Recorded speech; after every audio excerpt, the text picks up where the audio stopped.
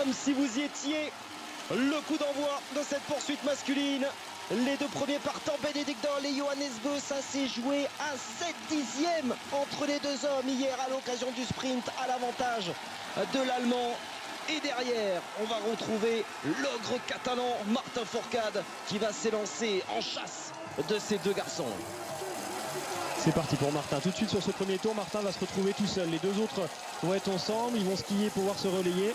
Martin lui va être au milieu, donc il faut tout de suite qu'il prenne un rythme de croisière, un rythme qui lui va bien pour à la fois ne pas se faire rattraper par ceux qui sont derrière, mais en même temps reprendre un peu d'avance sur ceux qui sont devant lui. Donc il faut essayer vraiment de pousser partout. Finalement là il n'est pas vraiment sur une course en confrontation pour l'instant. Martin il est encore sur une course individuelle jusqu'à ce qu'il rattrape quelqu'un et qu'il retrouve un groupe sur cette piste. Il est très bien parti, donc c'est des fois le rôle de l'équipe de France, c'est de donner de la confiance à ses athlètes. Et voilà, c'est une petite stratégie qu'ils avaient dû mettre en place ensemble. Voilà, quitte à grignoter quelques secondes au passage. Et puis ce monde, ça y est, on est le premier dimanche de compétition. C'est vrai qu'on était un petit peu déçus de l'affluence, on va pas se le cacher, sur les premiers jours de compétition. Là, c'est plein, notamment dans cette partie-là que l'on appelle le champ. Exactement, regardez le monde qu'il y a là dans cette montée, c'est vraiment sympa de voir ça. Pour les athlètes, c'est particulier, quand on est en plein effort comme ça, il faut être régulier, il faut s'entendre respirer. Et bien avec ce public, forcément, on a du mal à entendre sa respiration, on peut s'emballer. Ça y est, Martin, il est vraiment à 17 secondes ce coup-là. Donc c'est bien le coup d'Alec Rousselet a peut-être fonctionné. Il a juste anticipé. Et cette piste qui est quand même beaucoup plus difficile que celle que les filles ont utilisée tout à l'heure. On monte beaucoup plus haut, il y a une partie où il faut relancer, continuer de pousser très fort sur les skis alors qu'on est fatigué, qu'on est en haut de la grande montée. Et ça peut faire des différences, surtout dans les deux derniers tours tout à l'heure, quand les athlètes vont être un peu essoufflés, un peu fatigués du nombre de kilomètres qu'ils auront parcouru. Quand ils seront autour des 10 km à peu près, qu'il en restera encore 2,5 pour aller jusqu'à l'arrivée, et ben ça va commencer à devenir dur. Et c'est là qu'il faudra vraiment serrer les dents. Allez, retour de la tête de course du duo germano-norvégien sur le pas de tir pour un premier passage, ce premier coucher, histoire de bien rentrer dans cette poursuite. Attention parce que derrière, c'est un ogre qui arrive, c'est Martin Fourcade. Siegfried Mazé, le regard noir, tendu évidemment.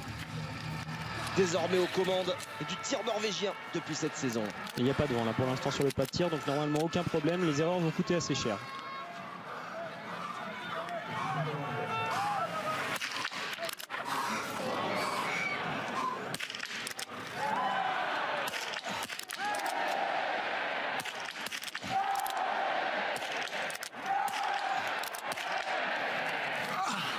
La dernière, on a entendu le râle de Johannes Beu au moment de lâcher cette dernière qui ne va pas blanchir la cible. Les deux garçons vont aller tourner sur la note pénalité. Martin Fourcade qui va peut-être en profiter.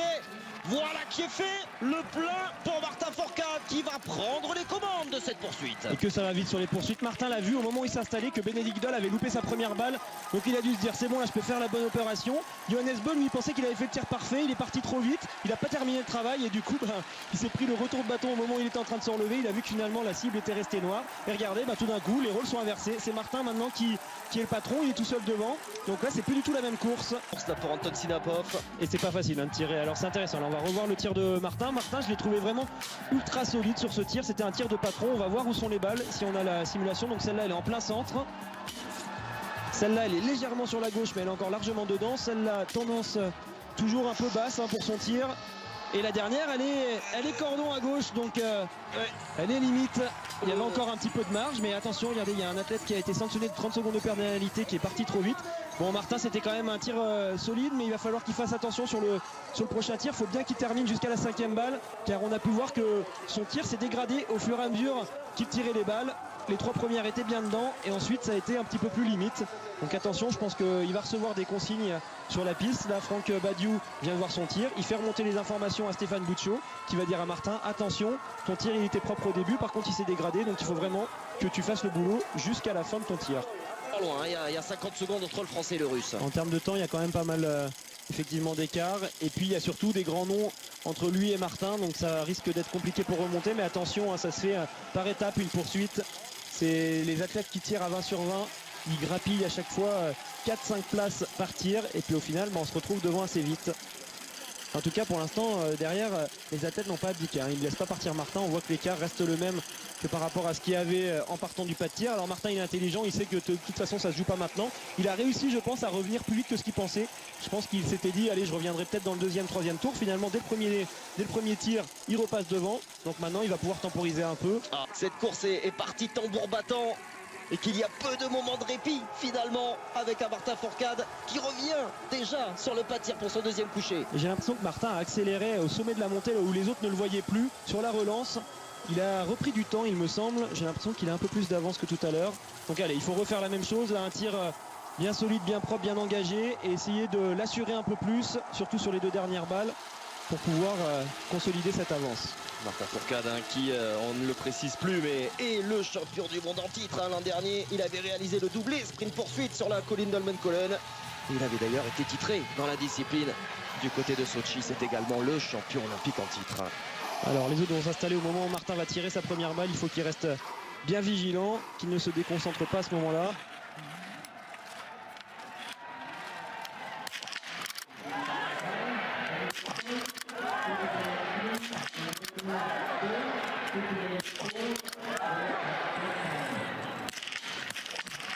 Et le sans faute qui se poursuit pour Martin Fourcade. Ça fait 10 sur 10 sur le coucher pour le Français qui va conserver son avance, qui va peut-être même l'accroître sur Johannes Beu, sur Benedict Doll. Ce sont les anciens Ole-Einar Bjørndalen ou encore Loïc Bailey qui vont profiter de ce deuxième coucher. Peut-être même Andrej Moravec. Oui, effectivement, en compagnie de Simon Schempp. Eh bien, dites-moi, les trentenaires sont à la chasse et voire même le quadra à la chasse de Martin Fourcade. C'est très bien ce qu'il a fait Martin là, franchement, sur ces 2 tirs. Il fallait passer par ça, par des tirs parfaits sur les couchers pour vraiment tout de suite mettre la pression sur les autres. Et on a pu voir que ça avait finalement déstabilisé effectivement Johannes Beu et Benedict Doll qui du coup sont dit, ah tiens, le titre, ça va peut-être être compliqué aujourd'hui. Par contre, attention, les 2 anciens sont toujours là. Et pour Quentin Fillon-Maillet, j'ai l'impression que ça ne se passe pas très bien. J'ai vu encore pas mal d'erreurs pour Quentin. C'est décidément délicat avec 2 fautes supplémentaires sur ce deuxième coucher. Là, c'est compliqué pour les autres Français, mais attention pour Jean-Guillaume Béatrix et Simon Destieux. Si maintenant il reste à ce score d'une seule pénalité, ça va pouvoir quand même faire une course, pourquoi pas dans le top 10. Ils sont pas très loin en termes de temps. Simon Destieux, il a une 31 actuellement, la 10e place, elle est à 1 minute. Donc en 30 secondes, ils peuvent reprendre plus de 10 places. Donc ça, c'est vraiment pour eux un objectif à aller chercher. Je pense que pour Martin, là, sur ce tour, il faut faire l'effort. C'est maintenant qu'il faut essayer de creuser l'écart. Quand on voit les 2 athlètes qui sont derrière lui, c'est 2 athlètes qui sont un peu moins rapides. Donc il faut tout de suite essayer de reprendre de l'avance pour avoir une petite marge d'erreur sur le tir debout. Et il semble répondre d'ailleurs à ce que vous dites, Alexis. On a vu la fréquence qui était tout autre. Il avait quoi, une dizaine de secondes, 10 secondes d'avance. Bjørndalen et Bailey en ont perdu 2-3 déjà sur ce premier intermédiaire. Bjørndalen et Bailey sont moins rapides que lui. Alors c'est Schempp qu'il faut surveiller car lui il peut être aussi rapide que Martin lorsqu'il est en forme. Et du coup il faut tout de suite décourager les adversaires. C'est un peu ça souvent la technique choisit Martin. Essayer de prendre suffisamment d'avance pour que les autres athlètes se disent bon bah de toute façon la première place c'est bon, c'est terminé, c'est Martin qui l'aura. On va se battre pour les places qui restent. Et du coup bah c'est un peu plus facile pour le Français quand il arrive à vraiment dominer comme ça. Regardez là Esquifor, là il est en un temps pour commencer cette grande montée avec beaucoup de monde en plus, ça doit beaucoup l'aider pour pousser sur les bâtons. Ensuite il va prendre un rythme de croisière pour terminer la montée et lorsqu'il va arriver au sommet de cette grande montée, il y a une belle relance à faire et c'est là où Martin il est très fort, il est capable de repousser encore alors que les autres sont fatigués. Et on espère qu'il va pouvoir prendre quelques secondes d'avance à ce moment-là. Eh bien on va le voir tout de suite à cet intermédiaire après 6 km 600, notamment sur Ole-Einar Bjørndalen qui ne laisse le soin à personne d'autre de prendre les commandes de ce groupe. C'est tout simplement extraordinaire ce qu'est en train de réaliser ce garçon. On le rappelle, 43 ans, le plus beau palmarès du biathlon mondial et qui continue de perdre avec son groupe quelques secondes sur Martin Fourcade qui est décidément fait l'effort. Et là les battus, Johannes Beu et derrière lui Benedict Doll. On le disait, leur tir n'est pas exempt de tout reproche, on le disait. À plus forte raison pour Benedict Doll. Johannes Beu a également déjà tourné. Déjà titré, évidemment, Simon Schempp avec le relais mixte sur l'épreuve inaugurale. Et c'est vrai que les Allemands, là, nous font une démonstration de force, que ce soit avec Laura Dahlmeier ou que ce soit bien sûr avec les garçons. Allez, ce tir, comme tous les tirs de toute façon, va être très important. Et si Martin réussit encore une fois à repartir avec un sans faute, ça va décourager pas mal de monde derrière. Il aura de la marge. Il faut espérer que ça puisse se passer bien. Il est un peu plus en difficulté en ce moment sur ses tirs debout. On voit qu'il est moins serein qu'au début de la saison. Ah, les stats baissent un petit peu, restent exceptionnels, hein, bien sûr. 89% désormais, 139 balles sur 156 sur cette année. Ça reste tout de même l'un, si ce n'est le meilleur. Même si effectivement, ce ne sont plus forcément les stats quasi parfaites du début de saison.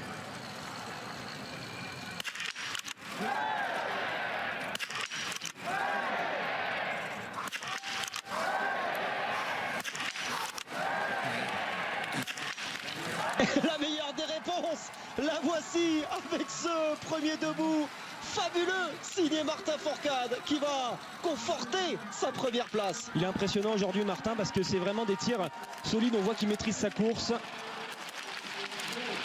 Dommage, un petit problème pour Bjørndalen qui avait bien commencé pourtant. Ouais, c'est fini pour Schemp également, hein, qui va les tourner 2 fois sur la note pénalité.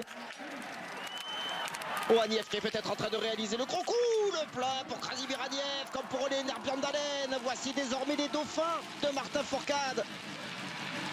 Et regardez, Johannes, il peut revenir hein, maintenant dans la course. Il y en a 2 qui sont allés sur la note pénalité, il y en a que 2 qui sont sortis devant lui. Malheureusement, une faute supplémentaire, maintenant ça va commencer à coûter un peu trop. Ouais, ça va faire beaucoup. Cette course est en train de se décanter avec un trio qui s'est détaché du reste de la meute. Ils savent que de toute façon, ils ne pourront pas revenir sur Martin, hormis si Martin craque complètement. Donc à la limite, c'est pas en essayant de lui reprendre 5 secondes dans ce tour-là que ça va changer quelque chose. Autant attendre le prochain tir. Si Martin il fait 4 pénalités, bon bah à ce moment-là ils pourront passer devant.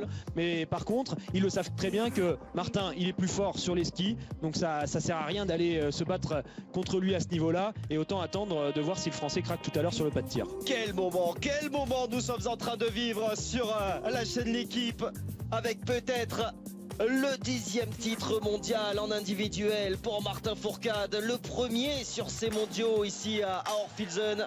Et alors que l'on revoit le tir dans les Bjørndalen, obligé d'enlever les lunettes carrément pendant le tir. Il a dû remonter sa visière qui est descendue, toucher sa hausse et ça gêne quand on tire d'avoir un appui supplémentaire par rapport à ce qu'il cherchait.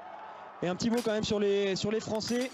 Simon Destieux et Jean-Guillaume Béatrix continuent leur belle remontée. Ils sont actuellement 15e et 17e. Et un top 10 à aller chercher avant la fin de cette course. Ouais, sans faute hein, sur ce premier debout pour les 2 garçons. 14 sur 15, que ce soit pour Simon ou pour Jean-Guillaume. Et il y a du mieux également pour Quentin. Ça, c'est une bonne chose.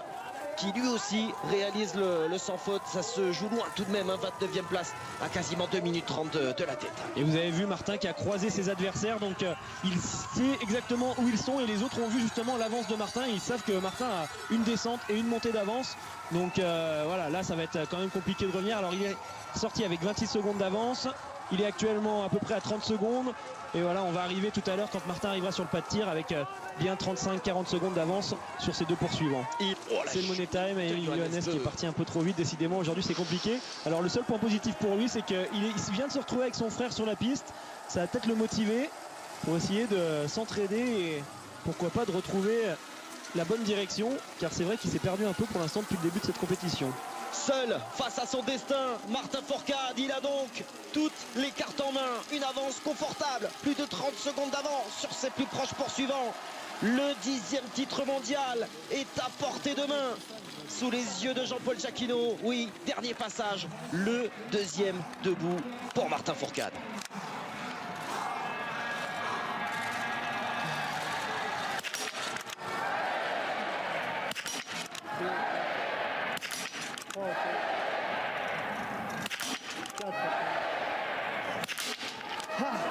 Cette dernière à la 20e qui ne veut pas venir blanchir la cible. Il avait tout de même cette balle bonus par rapport à Olener Bjørndalen et Krasimir Aniev qui ne sont pas encore sur leur tapis. Je pense que Martin a gagné clairement. Je pense qu'il est champion du monde. Enfin, on le retrouve avec ce titre. Il faut vite qu'il aille faire cette anneau de pénalité, mais normalement il devrait sortir en tête. Et même s'il ressort avec ces 2 athlètes, je pense qu'il est quand même plus fort sur les skis. Donc vraiment une course de patron aujourd'hui de la part de Martin. Un 19 sur 20, ça reste quand même un tir exceptionnel au vu des conditions de course aujourd'hui. Voilà, il est déjà en train de terminer son anneau de pénalité alors que Bjørndalen n'a tiré que sa 2e balle. Aniev est peut-être en train de perdre la médaille. Oh, Bjørndalen qui va aussi aller tourner. Il n'y aura qu'une faute pour Olener Bjørndalen qui a tiré plus rapidement que le Bulgare. Moravec va aller tourner. Qui veut de ces médailles? Qui veut de cette médaille d'argent et de cette médaille de bronze? Et pourquoi pas un des frères Beu qui va arriver juste derrière. Il reste une place sur le podium si Bailey la prend. Oh, c'est bon ce que fait Lowey Bailey. Remarquable à 35 ans. Le biathlète de Lake Placid qui va peut-être aller chercher sa médaille, sa breloque. Là, on va avoir un dernier tour de folie pour la 3e place entre les deux frères Beu. Johannes qui est déjà ressorti. Tarier, dommage, il va aller sur la note pénalité. C'est pareil pour Schemp. En tout cas, Martin, c'est bon là, sauf gros problème. C'est gagné, c'est sûr. Et regardez qui c'est qui va peut-être monter sur le podium. C'est peut-être bien Ole Einar Bjørndalen. La médaille est peut-être en train d'échapper à l'Américain qui risque bien de se faire croquer par les garçons qui sont derrière. Devant, le patron est là. Il va encore accroître son avance. Également au général de la Coupe du Monde sur ses adversaires. C'est complètement fou. Il a plus de 5 victoires d'avance. Mais l'essentiel est ailleurs. Aujourd'hui, c'est le titre mondial. Le 10e, il ne va être plus qu'à une unité de ce garçon qui en compte 11. Et regardez, Johannes Beu, ça y est, il va croquer dans quelques secondes. Lowey Bailey qui est complètement en travers, comme on dit dans le jargon. Il n'arrive plus à tenir son haut du corps. Ça montre qu'il n'arrive plus à être gainé suffisamment, qu'il est complètement au bout du rouleau, du coup qu'il ne peut plus avancer. Alors que Ole Einar Bjørndalen, lui, il est impressionnant. Là, il s'est retrouvé une seconde jeunesse dans cette course. Est-ce que la médaille d'argent de Daria Domracheva lui a donné encore un supplément d'âme? Mais quelle journée pour ce couple! Il va y avoir 2 médailles à la clé. 2 médailles, je pense, oui. Par contre, de quelle couleur? Alors, c'est pas sûr qu'elle soit d'argent pour Ole Einar Bjørndalen, parce que Johannes Beu, il est en train de faire un dernier tour de folie. On l'a annoncé quand il est parti du pas de tir. Il est là. Donc pour l'instant, il en a déjà récupéré un. Et la montée qui arrive derrière est quand même très difficile. Il va falloir, pour Ole Einar Bjørndalen, tenir jusqu'à la relance. Et puis je pense qu'il y a un petit, même si c'est des athlètes qui s'apprécient beaucoup en équipe de Norvège, il y a un petit conflit générationnel. À mon avis, Johannes Beu, il a bien envie d'aller battre l'ancien. Oui, mais alors la place en équipe de Norvège d'Ole Einar Bjørndalen, c'est pas pour tout de suite qu'il va la donner à un plus jeune que lui, tant il est en train encore de nous montrer des choses admirables. Ça se passe loin de Martin Fourcade, vous voyez l'écart, mais c'est vrai que dans cette difficulté, Johannes Beu est en train de revenir sur Ole Einar Bjørndalen. Lowey Bailey, lui, ne peut plus rien faire. L'Américain, il est en perdition dans la difficulté de ce tracé. Ole Einar Bjørndalen qui va se faire rattraper juste avant la relance. Alors par contre, est-ce que Johannes Beu va être capable sur la relance de passer, ou est-ce que ça va se finir au sprint entre les deux Norvégiens? On va voir ça. Mais regardez là, l'allure est quand même plus rapide pour Johannes. Je pense qu'il devrait passer tout de suite. S'il attend, à mon avis, ça va être compliqué de battre le vieil Ole Einar Bjørndalen qui a l'habitude de ces situations. Oh, le petit coup d'œil effectivement de renard de la part d'Ole Einar Bjørndalen. Il sait qu'il ne va pas pouvoir matcher face à Johannes Beu, quoique peut-être va-t-il nous sortir une tactique de derrière les fagots là sur ces derniers mètres. Alors ça va se jouer là après ce virage. Est-ce que Johannes va réussir à passer dans la toute petite montée qui est avant la dernière grande descente? Si ça se trouve, les Norvégiens se sont parlé, ils ont peut-être décidé de s'entendre, mais alors regardez, j'ai l'impression que Johannes a décidé de passer. Voilà, c'était annoncé. Est-ce que Ole va pouvoir tenir? Ça c'est la question. Non, ça a l'air quand même trop difficile. Ouais, trop dur pour Ole Einar Bjørndalen par rapport à ce que réalise Johannes Beu. En revanche, les Norvégiens sont peut-être en train de monter à 2 sur la boîte. Pendant ce temps-là, Martin Fourcade est déjà en train d'en terminer. Quelle réaction du patron du biathlon mondial. Le 10e titre de champion du monde à titre individuel pour Martin Fourcade. Champion Fourcade. Et puis cette bataille pour le podium qui n'aura pas vraiment lieu. Johannes Beu va aller cueillir une 2e médaille d'argent. Il a été battu pour 7/10 par Benedikt Doll sur le sprint. Cette fois l'écart est plus important, mais belle réaction aussi parce qu'il est allé tourner tout de suite sur la note pénalité.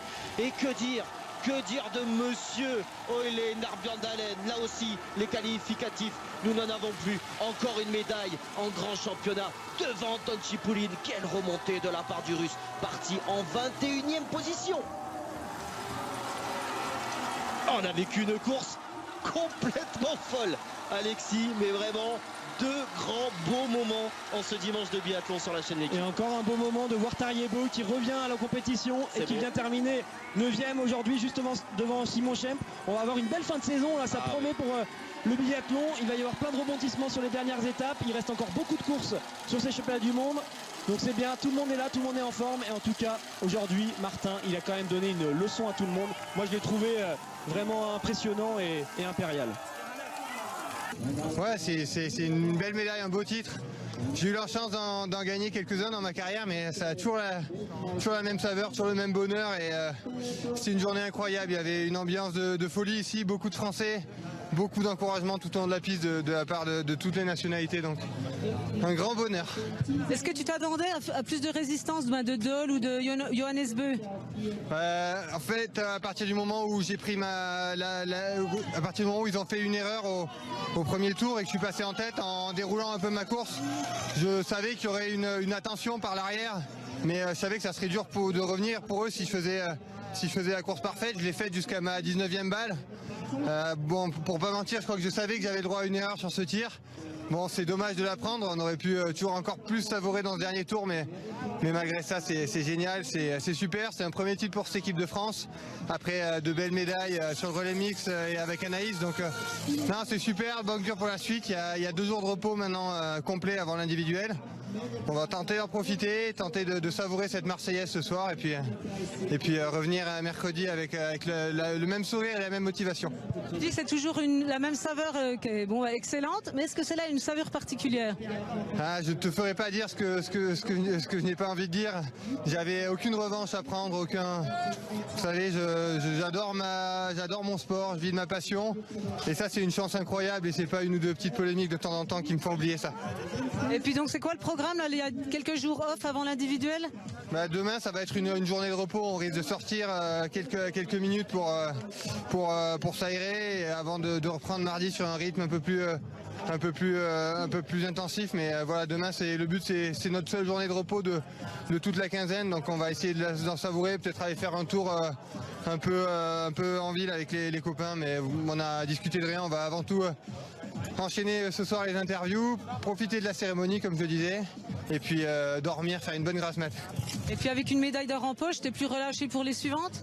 Ouais, comme je disais, j'étais déjà relâché parce que j'étais très heureux de ma médaille de bronzière avec un dénouement un peu tendu qui finalement a rendu cette médaille beaucoup plus belle que ce qu'elle aurait pu être avec un scénario un peu différent. Donc c'est sûr qu'aujourd'hui c'est que du bonheur et voilà, il reste 2 belles courses individuelles sur lesquelles j'aurai à cœur de bien faire, et puis cette course par équipe où après la déconvenue d'hier sur le sprint, on a à cœur de montrer qu'on valait mieux que ça collectivement. Merci Martin, encore félicitations. An der ersten Stelle in first place, Weltmeister, World Champion, representing France, aus Frankreich, Martin Fourcade.